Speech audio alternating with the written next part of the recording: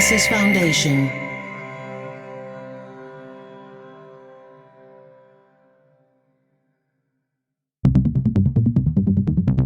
Dublab.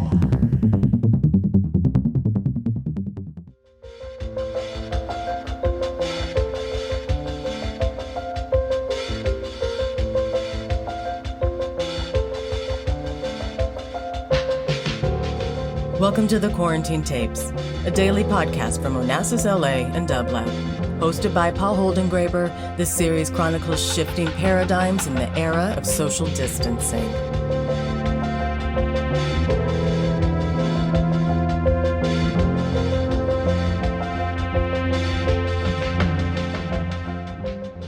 Hello, could I please speak with Krista Tippett? This is she. Krista! I think I heard a big laugh, and I'm hearing one again. Am I right? You are. It's mine. That's wonderful. Yes. That's wonderful. Hello, Krista. That's great. I love to begin a conversation with a laugh, even in these dire times, or perhaps even more so. Yes.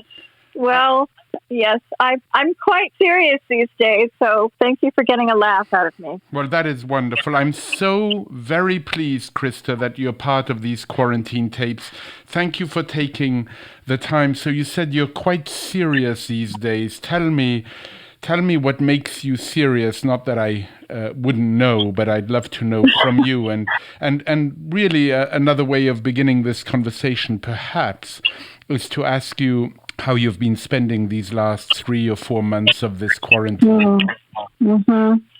Well, it feels to me like there have been a couple of chapters of the quarantine, and I've been home. I've been in Minnesota. I had a month of travel planned and a couple of writing retreats in March and May, and all of that went away, and we closed our studio, but I've also been working harder than ever, and kind of falling in love with my lovely, quiet life here, settling inside myself in the beginning of all of this. And I was fortunate. I've been fortunate to be one of the people who for whom, especially those first couple of months, were a time of rest as well. And then, of course, being in Minneapolis, yes, the place where George Floyd was killed, yes, that was a whole new rupture. And of course, it's not a new rupture. It's not new. But I think there was something about how the earth had shifted on its axis, and all of us collectively, for all the different ways we've had this experience, had felt the ground beneath our feet. We had this realization, this encounter with the true nature of reality, that the ground beneath our feet is never quite as solid as we imagine it to be. And I think that there had been a softening that took place. And so that murder, that violence to differently in us. And it certainly landed in me and in this city. And so, to me, there's this reckoning that is upon us that has felt very close and very existential, and like something that has laid out, in some sense, the calling for the rest of my lifetime and the rest of our lifetimes. I mean, I started saying back at the beginning of the quarantine that it had become clear that we have a world to remake. A world to remake, did you say? Yes. What did you mean then, and perhaps more poignantly even, what do you mean now? Well, to me, one of the most important things that happened, and really stunning, was this civilizational moment of defining what is essential and what is non-essential. That's not an exercise Americans undertake. And we found, to our dismay, we saw, as we began to define those things, that the people and the professions that truly are essential, that we can't live without, are not the things we reward, not the things we value practically. Care and caregiving in all their manifestations, including the question of how our children spend their days, as well as the professional caregiving. And that, I thought, was very significant. And if that alone had come into consciousness, that gave us a way to rethink our institutions and our communities and also how we just structure our lives And then I feel that that George Floyd's killing and all the events that have followed, again, none of it, anything that hasn't happened before, remind us that there is this terrible violence and distortion around which we have wrapped our lives and our society, and that we cannot transform or remake the world without going through this reckoning of our racial reality. You reminded me, and I thank you for that very, very much, that apocalypse does not mean in Greek a cataclysm, but an uncovering. Yeah. And of course, as you wrote this to me, you imagine I immediately went to look it up, and indeed, you're very right, and there's such an interesting etymological background to it, which I won't go into now. If not, it would take up about 20 minutes. But if this is so, and if you do believe, Krista, that we're living a time of apocalypse or apocalyptic times, what is being revealed? What is being uncovered? I mean, simply put, the way we've been living is not who we want to be. There is a brutality that has been so embedded that I'm learning to use the word we more carefully, and specifically we white people. It was so embedded that we haven't seen it. Paul, I think you and I share a reverence for language and words, and a terrible thing that happens is that often the words that we need the most get overused and watered down and ruined. And so there's a lot of vocabulary being thrown around now. We need such a bounty of language to describe the work we have to do and the world we see. So, but, this language of anti-racism, which is, again, also not new, but it's newly actually kind of part of our cultural vocabulary. And, I say one realization I've come to is that while I have not been racist in any conscious way, have consciously not been racist, and I believe that's true of actually so many people, most people. And yet the way I've been living has also not been anti-racist, right? We have been living in an unacceptable way and in an unsustainable way, and we've been living with a lot of illusions. Our assumptions about ourselves as a country, our assumptions about ourselves as progressives on the one side of things, have been based on a lot of illusions. And, that's, I think, what the uncovering has been. There has been a lack of truth about actually who we are in reality.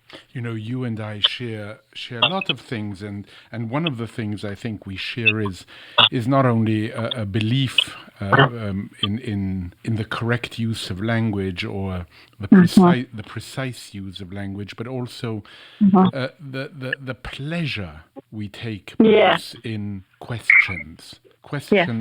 And the very act of asking questions, and I know that for you, as for me, living with the question, to quote Rilke, living with the question rather than immediately wanting a firm answer matters. And there's this wonderful line in Arthur Miller where he says, "It is rare for people to be asked the question which puts them squarely in front of themselves." Mm-hmm. And I'm wondering what that question that would put us squarely in front of ourselves would be now, because you've alluded to it, and you've alluded to the fact that perhaps we're not living honestly. I think that's what honestly, truthfully. With what somebody like Lionel Trilling might have said, with sincerity. Yeah. The question that has been on my mind that I started being fixated on actually in 2016, all the way through that election year, was a sense I had that whoever had won the question that was before us that we had to live into is the question of who we will be to each other. And my sense that this question that I've been pursuing in my conversations across these years of what it means to be human in this century is inextricable from the question of who we will be to each other. If we want to do more than survive this century, if anything like flourishing is possible, if anything like an evolution of our species, of our societies is possible, we have to own the question of who we will be to each other. And this racial moment, I just think, sharpens that. It reveals anew in a clearer light for many this terrible distortion. In fact, this invention of race that the West has been built around. As I hear you speak, it's nearly as if this is a realization that has come to you now. Well, this is not. It's something I knew, but I think there's a difference between knowing and reckoning, and actually calling ourselves to own and integrate and claim this knowledge and ask and inquire about and be faithful to what it is asking of us, how it is asking us to change, each and every one of us, each and every one of our institutions, each and every one of our neighborhoods, each and every one of our cities. I don't know if it's religion or spirituality or faith that has accompanied you and maybe offered you some solace. And I know you're very keen on repeating and on loving this sentence of Anne Lamott, where she says that the opposite of faith is not doubt, the opposite of faith is certainty. And I'm wondering, right. in this particular moment, how those lines speak to you. It reminded me so much of Buñuel's extraordinary line where he says, "I have always been on the side of those who seek truth, but I part ways with them when they think they have found it." Yeah, for me, at this point, spiritual life and spiritual inquiry is not about certainties. It is about an aspiration to befriend reality in all its complexity, It's perplexing complexity. It's perplexity and it's complexity and right. it's perplexity. I'm glad you're laughing. Yes, yeah. I actually like the word perplexity. Rumi used the word perplexity. I think as I like it. Part of the spiritual life. I like it nearly as much as pusillanimous, but not quite.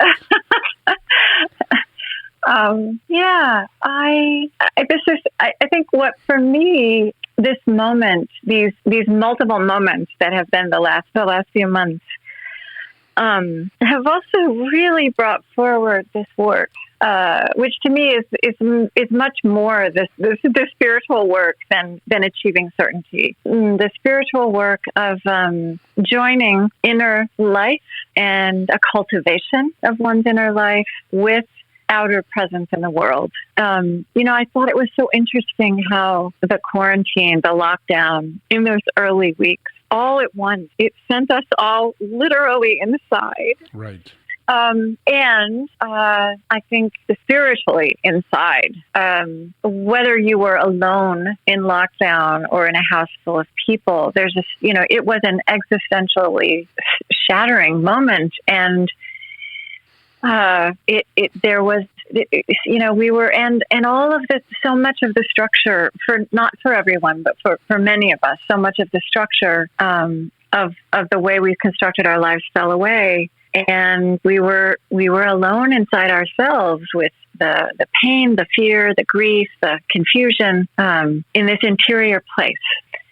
And again, I think that naming we started to do about what is essential and what is non-essential, is it one at the same time an inward move and an outward move? It's a recognition of inward truths that if you really I'll use are faithful to this recognition or pursue that recognition, then they must at some point change the way we live.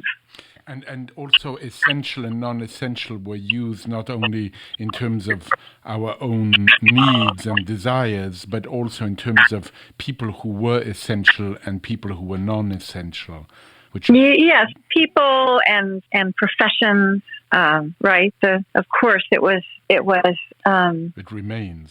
Hmm? It remains. It wasn't only in the past, it is in the present. Yes, it remains.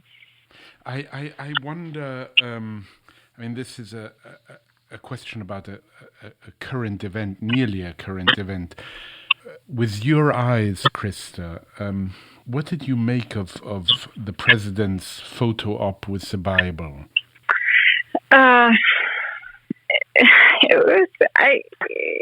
It was an empty gesture. I mean, it was a piece of performance. I am so clear on that, but I also would not spend a lot of my precious energy getting upset about it. Right? It was That's interesting. right. That's interesting. Yeah. We have to conserve. I mean, this is not social media kind of works in the opposite direction on us. But to be surprised again and again and expend our life force railing and raging at something that is very predictable is not. It doesn't make sense. It doesn't make sense. It's not good for us. There's more important work to be doing. There's more important energy to be spending. I love what you say. You say the wise people I speak with will say we're in a relationship with the people on the far side of whatever vexes us. That's what we need to pay attention to. It is an insight of spiritual tradition that we are defined as much by how we treat those we love and like.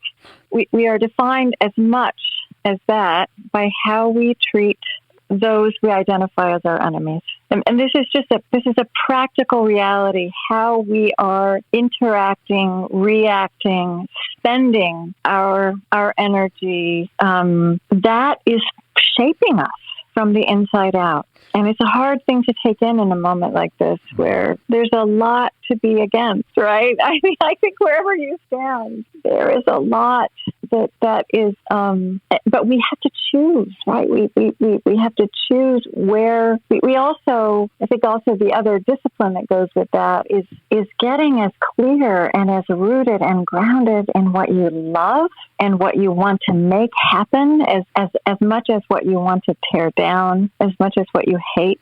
And somehow this cultural moment we're in is very oriented towards being really clear and passionate about what you hate and not holding those other pieces together with that. I wonder if, in order to find out what you love, the conversations you've had with wise people, and I love reading that because I too, in this latter part of my life, am trying to turn to those people who might be wise.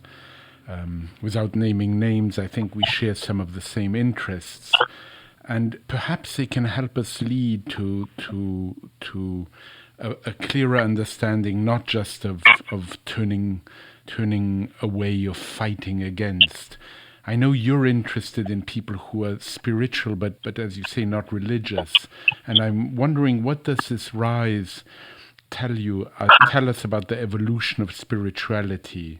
This is not, you say, leading to the decline of spiritual life, but to its transformation.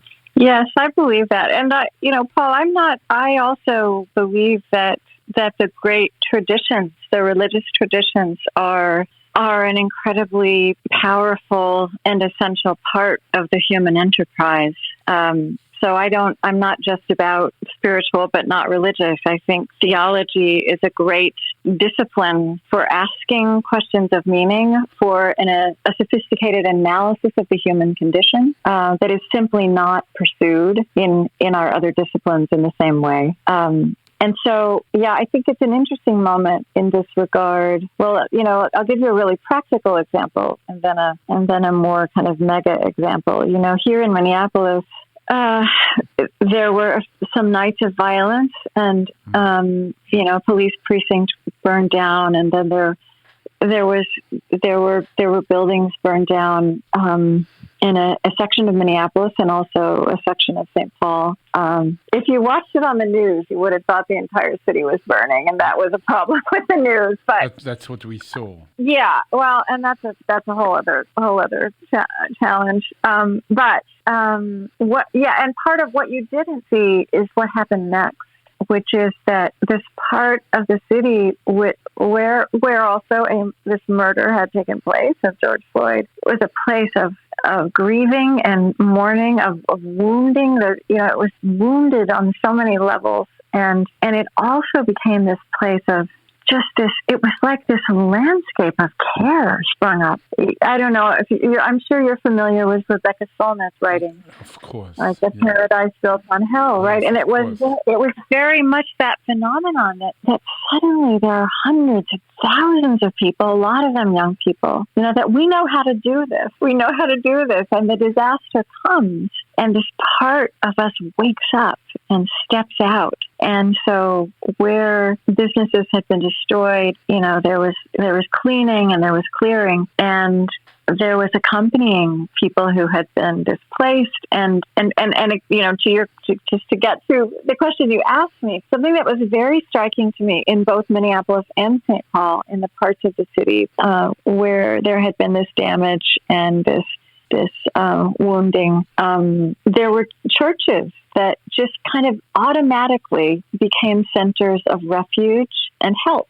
They became these centers of gravity. In both of these places, as in other cities, there were already people who were displaced and vulnerable from the pandemic. And so, these events, layered on top of that. But these churches were just full of volunteers, and the pews were packed with diapers and food, and there were mental health workers and support with finding housing. So there was this alternate landscape of care that rose up, and that is still out there, and these places of worship, which had a traditional role not that long ago, but not a role that they play in the same way in the year 2020.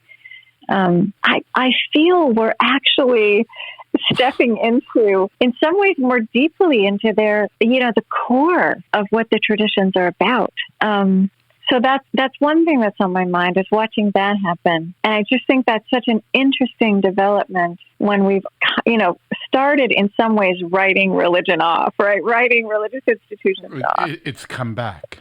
It's in a different form. It maybe never left, but it's coming back in the sense that, the way Arundhati Roy spoke about this pandemic, and now one could say there are two pandemics, one for which there's a vaccine and then another one for which maybe there isn't. But she spoke about it as being a portal. Yes, the portal is right. I like to remember that the word radical is about driving to the core, not about fringes. And in my mind, to see a church that has become a place of comprehensive welcome and care is a church that has gone back to its roots, and in a new way reveals why these institutions arose in our midst. The other thing that's on my mind is, we have these the portal. We have these multiple intersecting dramas, right? We have the pandemic. We have the economic crisis, which was coming. We have a political crisis. We have our racial awakening. And if we are to approach, and we have to transform in our capacity to take on big problems in a big way, to have a reality-based view of time. Those are some of the muscles that our traditions actually carry. We are going to have a vocabulary and ways of measuring and ways of assessing and approaching that go beyond the kind of blunt, simplistic political and economic ways we have kind of revered. We are going to have moral imagination, and we are going to have to ask moral questions. And I think there is a question about the soul of our country. And I don't have, you don't have to be a deeply religious person or a devout person, I think, to understand, to understand the weight in that phrase, and the validity of that phrase. And so as those become the moves we must make, enough of us, then I think we see a place for the specific kinds of intelligence and vocabulary and rituals and the kinds of questions that our traditions ask, the practices that they give us. Krista, I just think they become differently part of the picture now. Krista, what a pleasure it's been speaking with you. I wish we had more time, but I'm so glad that we had this time. And I thank you so much. I thank you wholeheartedly. And I hope we see each other sometime soon. And I do too. I hope the world we inhabit makes that possible. I hope so too. It's been such a heavy time for me, and I think you got that. You got that. I think I did, but I'm glad that interspersed with the heaviness, there was a tiny bit of levity in the form of laugh. There you have it. Well, you have to. Joy is also a muscle you need for the fight. It's a cardinal virtue. It's a cardinal virtue. It is a resilience-making and life-giving capacity. So you have to nurture that alongside what is hard. All the best to you. Bye-bye, Krista. You too, Paul. Thank you. Thank you. Bye-bye. Bye-bye.